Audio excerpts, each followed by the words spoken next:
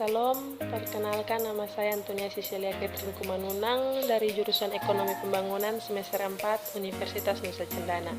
Di sini saya mendapatkan tugas untuk mengidentifikasi dan menganalisis potensi lahan kering dan pariwisata yang ada di NTT. Di sini yang pertama saya menjelaskan mengenai potensi lahan kering yang ada di NTT.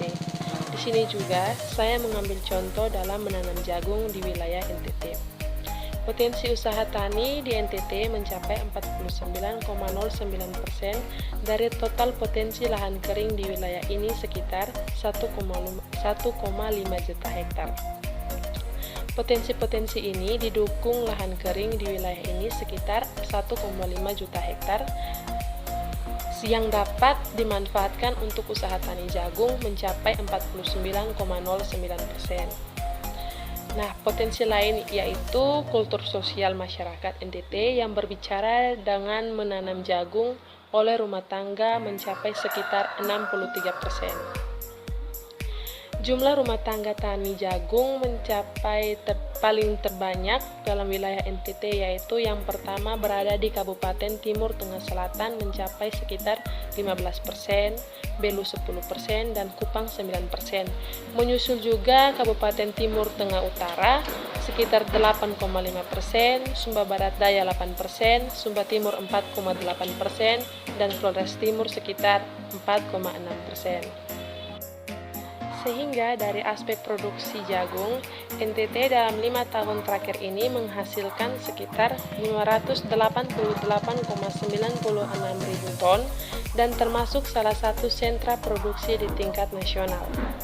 Dalam skala nasional, jagung untuk bahan pakan ternak merupakan komponen terbesar yang dibutuhkan oleh pabrik pakan skala besar, seperti peternak ayam dan juga pabrik pakan milik koperasi susu.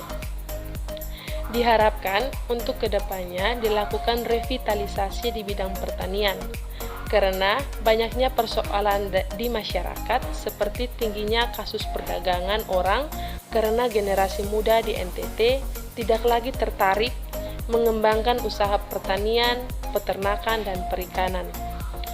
Mereka, generasi muda NTT, lebih memilih menjadi tenaga kerja di luar negeri sebagai pilihan terakhir karena tidak ada hal yang menopang mereka untuk maju ke depan dan penuh harapan. Berpotensi sebagai petani sepertinya tidak lagi menjadi pilihan menarik bagi masyarakat Indonesia, khususnya di daerah NTT.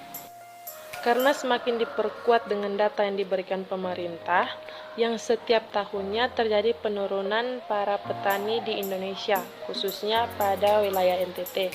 Itu saja yang dapat saya berikan mengenai potensi lahan kering di wilayah NTT, khususnya dalam menanam jagung. Yang kedua, saya akan menjelaskan mengenai potensi pariwisata yang ada di NTT. NTT adalah salah satu provinsi yang terkenal dengan banyaknya potensi pariwisata. Salah satu ikon utamanya yang membuat kawasan NTT terkenal itu adalah hewan komodo yang berada di Pulau Komodo.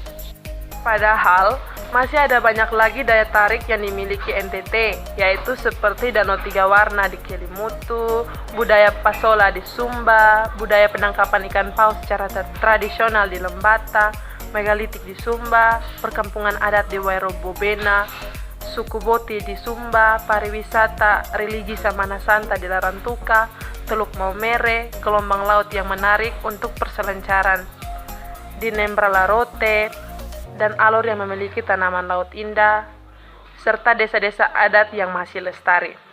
Saat ini sudah semakin banyak wisatawan yang datang berwisata di NTT, terutama kunjungan dari wisatawan mancanegara. Potensi pariwisata bahari di NTT sangat menjanjikan, baik untuk diving, surfing, snorkeling, fishing, dan lain sebagainya karena lautnya yang sangat luas.